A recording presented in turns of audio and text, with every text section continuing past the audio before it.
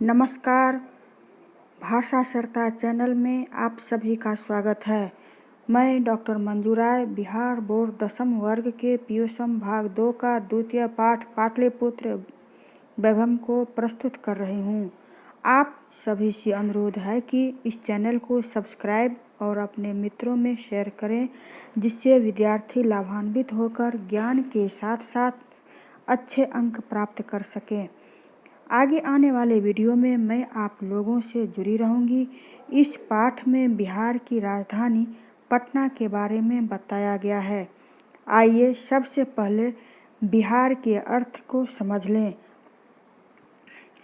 बिहार का सही रूप विहार है, जो बौद्ध भिक्षुओं के रहने के स्थान को कहा जाता है। यहाँ बौद्ध धर्म का केंद्र होने के कारण विहारों की संख्या अधिक थी। देश विदेश के लोग बौद्ध साहित्य का अध्ययन करने यहाँ आते थे। यही विहार आगे चलकर बिहार हो गया।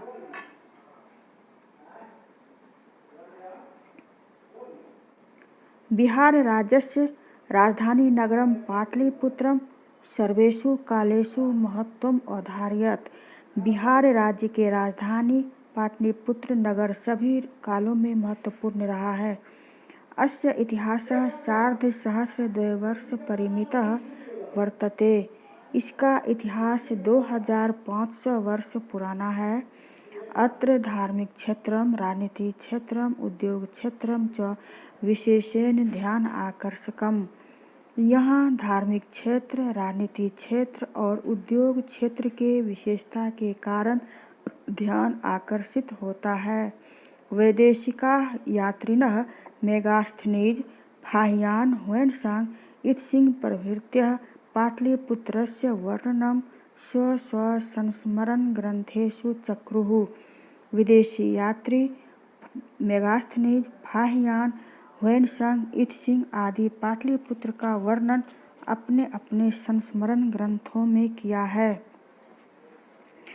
मेगास्थनीज यूनानी शासक सेल्यूकस निकेटर का राजदूत था, जो चंद्रगुप्त मौर्य के दरबार में आया था। उसने इंडिका नामक पुस्तक में पाटलिपुत्र का वर्णन बहुत ही सुंदर ढंग से किया है। पाठे अस्मिन् पाटलिपुत्रे वैभवस्य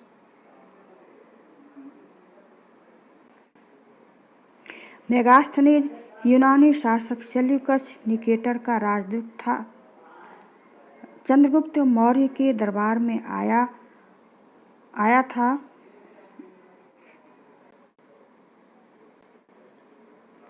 मेगास्थनीज यूनानी शासक सेल्यूकस निकेटर का राजदूत था, चंद्रगुप्त मौर्य के दरबार में आया था, जिसने अपनी पुस्तक इंडिका में पाटलिपुत्र का वर्णन बहुत ही सुंदर ढंग से किया है। फाहियान, ह्वेनसांग, इत्सिंग ये चीनी बौद्ध यात्री थे, जो नालंदा विश्वविद्यालय में बौद्ध साहित्य का अध्ययन करने के लिए आए हुए थे। पाठे अस्मिन् पाटलिपुत्र वैभवस्य सामान्य परिचयो वर्तते। इस पाठ में पाटलिपुत्र के वैभव का सामान्य परिचय दिया गया है। प्राचीनेषु भारतीयेषु नगरेषु अन्यतमं पाटलिपुत्रम् अनुगंगम वसद विचित्रम महानगरम बभूव। प्राचीन भारतीय नगरों में अन्यतम पाटलिपुत्र गंगा के किनारे बसा हुआ अद्भुत महानगर था। तद विषये दामोदर गुप्तो नाम कविः कूटनीमताख्ये काव्ये कथयति। इसके विषय में दामोदर गुप्त नामक कवि कूटनीमताख्य काव्य में कहता है कि अस्ति महितल तिलकम सरस्वती कुल गृहम महानगरम नामना पाटलिपुत्रम परिभूत पुरंदर स्थानम। संपूर्ण पृथ्वी का तिलक, सरस्वती का वास स्थान, इंद्रलोक अर्थात स्वर्ग के समान पाटलिपुत्र नामक महानगर है। यहाँ पर सरस्वती कुलगृह का अर्थ हुआ यहाँ विद्या अर्थात शिक्षा ग्रहण करने का केंद्र था। इतिहासे श्रूयते यत् गङ्गायाः तीरे बुद्धकाले पाटलीग्रामः स्थितः आसीत्। इतिहास में सुना जाता है कि गंगा नदी के किनारे बुद्ध काल में पाटलीग्राम स्थित था। यत्र च भगवान बुद्ध बहुकृत्वः समागतः। यहाँ भगवान बुद्ध कई बार आए थे। तेन कथितम् आसीत् यद् ग्रामः अयं महानगरं भविष्यति, किन्तु कलहस्य अग्निदाहस्य जलपूरस्य च भयात् सर्वदा क्रांत भविष्यति। उन्होंने कहा था कि यह गांव भविष्य में महानगर होगा, किंतु कलह, अग्निकांड और बाढ़ से सब दिन त्रस्त रहेगा।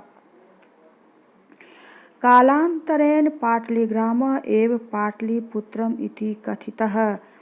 आगे चलकर यही पाटलीग्राम पाटलिपुत्र कहा जाने लगा। चंद्रगुप्त मौर्यस्य काले अस्य नगरस्य शोभा रक्षा व्यवस्था च अति उत्कृष्टा सीदति। यूनान राजदूतः मेगास्थनीजः स्वसंस्मरणेषु निरूपयति। चंद्रगुप्त मौर्य के समय में इस नगर की शोभा और रक्षा व्यवस्था अत्यधिक उत्कृष्ट था, जिसे यूनानी राजदूत मेगास्थनीज ने अपने संस्मरण में लिखा है। अस्य नगरस्य वैभवं प्रियदर्शिनः अशोकस्य समये सुतरां समृद्धम्।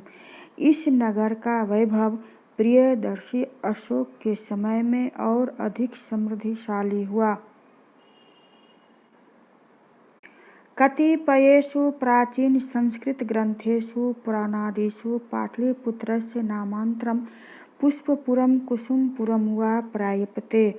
कई प्राचीन ग्रंथों और पुराणों से पता चलता है कि पाटलिपुत्र का दूसरा नाम पुष्पपुर और कुसुमपुर था। अनेन ज्ञायते यत् नगरस्य अस्य समीपे पुष्पाणां बहुलम् उत्पादनं भवति स्म। इससे ज्ञात होता है कि नगर के समीप में फूलों का उत्पादन बहुलता से किया जाता था। पाटलिपुत्रम इति शब्दोऽपि पाटलपुष्पाणां पुत्तलिका रचनाम् आश्रित्य प्रचलितः। पाटलिपुत्र शब्द का अर्थ गुलाब के फूलों से बनी गुड़िया पर आधार से प्रचलित हुआ। शरत्काले नगरे अस्मिन् कौमुदी महोत्सवः इति महान् समारोहः गुप्तवंश शासनकाले अतीव प्रचलिताः। गुप्तवंश शासनकाल में शरद ऋतु का कौमुदी महोत्सव महान समारोह इस नगर में अत्यधिक प्रचलित हुआ। तत्र सर्वे जनाः आनंदमग्ना अभूवन्। उसमें सभी व्यक्ति बहुत ही आनंदमग्न हो जाते थे। सम्प्रति दुर्गा पूजा अवसरे तादृशः एव समारोहः दृश्यते। वर्तमान समय में दुर्गा पूजा के अवसर पर वैसा ही समारोह देखने को मिलता है। बहुकालं पाटलिपुत्रस्य प्राचीना सरस्वती परंपरा प्रावर्तत इति राजशेखरः स्वकाव्यमीमांसा नामके कवि शिक्षा प्रमुखे ग्रंथे सादरम् स्मरति। बहुत समय तक पाटलिपुत्र का पुराना सरस्वती परंपरा चलता रहा, ऐसा राजशेखर ने अपने काव्य मीमांसा नामक कवि शिक्षा प्रमुख ग्रंथ में आदर से याद किया है। यहाँ पर बता दें कि सरस्वती परंपरा का अर्थ होता है गुरु शिष्य परंपरा। अत्रोप वर्ष वर्षाभिः पाणिनि पिंगलाभिः व्याधि वररुचि पतंजलि इह परीक्षिता ख्यातिम उपजंगमुः। यहाँ उपवर्ष वर्षा पाणिनि पिंगल व्याधि वररुचि पतंजलि आदि विद्वानों का परीक्षा लिया गया, जो संसार में अपना प्रसिद्धि प्राप्त किए हुए हैं। कालचक्रवशाद यद्यपि मध्यकाले पाटलिपुत्रम वर्ष सहस्र परिमितम जीर्णताम अनुभूत। कालचक्र के कारण यद्यपि मध्यकाल में पाटलिपुत्र 1000 साल तक जर्जर रहा, तस्य संकेतः अनेकेषु साहित्यग्रंथेषु मुद्राराक्षसादिषु लभ्यते। उसका संकेत अनेक साहित्य ग्रंथों मुद्रा राक्षस आदि में देखने को मिलता है। मुद्रा राक्षस के रचयिता विशाख दत्त हैं, जिन्होंने अपने ग्रंथ में तत्कालीन मौर्य साम्राज्य का वर्णन किया है।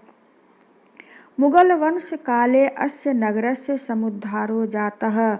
मुगल वंश के शासनकाल में इस नगर का अत्यधिक सुधार हुआ। आंग्ल शासनकाले च पाटलिपुत्रस्य सुतरां विकासो जातः। अंग्रेजों के शासनकाल में पाटलिपुत्र का और अधिक विकास हुआ। नगरम इदं मध्यकाले एव पटन एति नामना प्रसिद्धम अगात। यह नगर मध्यकाल में ही पटना के नाम से प्रसिद्ध हुआ और यह शब्द पत्तन से यह नगर मध्यकाल में ही पटना के नाम से प्रसिद्ध हुआ और अयम शब्दः पत्तनम इति शब्दात् निर्गतः। यह शब्द पत्तन से निकला है। नगरस्य पालिका देवी पटन देवी इति अद्यापि पूज्यते। नगर के पालिका देवी पटन देवी आज भी पूजी जाती है। पुराणों में कथा है कि हिमालय राजा दक्ष के द्वारा यज्ञ करने पर अपनी पुत्री सती को आमंत्रण नहीं करने पर क्रोधित सती उस यज्ञ कुंड में गिर जाती है। इसके बाद उनके जले हुए शरीर को लेकर महादेव निकल पड़ते हैं। उनका शरीर का अंग जहाँ जहाँ गिरा एक तीर्थ स्थल बन गया। उक्त जगह पर उनका पट अर्थात वस्त्र गिरा था, इसीलिए इस जगह को पटन देवी कहा जाता है, जिसके नाम पर पटना प्रसिद्ध हुआ।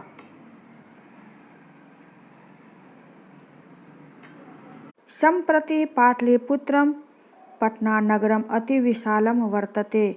बिहारस्य राजधानी च अस्ति। वर्तमान समय में पाटलिपुत्र अत्यधिक विशाल और बिहार राज्य की राजधानी है। अनुदिनम नगरस्य विस्तारः भवति। दिनों दिन नगर का विस्तार हो रहा है। अस्य उत्तरस्यां दिशि गंगा नदी प्रवहति। इसके उत्तर दिशा में गंगा नदी बहती है। तस्या उपरि गांधी सेतु नाम एशिया महादेशस्य दीर्घतमं सेतु किंच रेलयान सेतु अपि निर्मीयमान वर्तते। इसके ऊपर गांधी सेतु नाम का एशिया महादेश का सबसे बड़ा पुल है। कई रेलयान पुल का भी निर्माण हो रहा है। नगरे अस्मिन् उत्कृष्टः संग्रहालयः, उच्च न्यायालयः, सचिवालयः, गोलगृहं, तारामंडलम, जैविकोद्यानम, मौर्यकालिक अवशेषः, महावीर मंदिरम इत्यते दर्शनीयाः सन्ति। इस नगर में उत्कृष्ट संग्रहालय, उच्च न्यायालय, सचिवालय, गोलघर, तारामंडल, जैविक उद्यान, मौर्यकाल के अवशेष और महावीर मंदिर दर्शनीय स्थान हैं।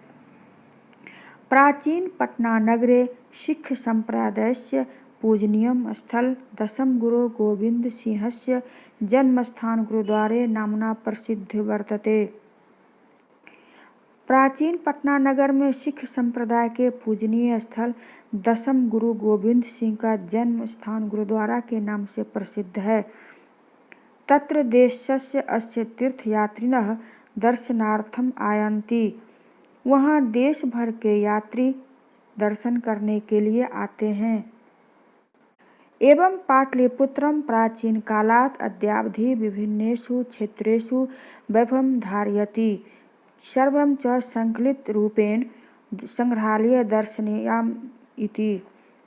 इस प्रकार पाटलिपुत्र प्राचीन नगर से लेकर आधुनिक काल तक विभिन्न क्षेत्रों में वैभवता को धारण किए हुए हैं। इन सभी का सम्मिलित रूप संग्रहालय में देखा जा सकता है। पर्यटन मानचित्रे नगरम इदम महत्वपूर्णम। पर्यटन के मानचित्र में यह नगर महत्वपूर्ण स्थान प्राप्त करता है। आशा करती हूँ पटना के बारे में आप लोगों को अच्छी जानकारी मिली होगी। अपना सुझाव अवश्य लिखें। ये वीडियो आपको कैसा लगा? धन्यवाद।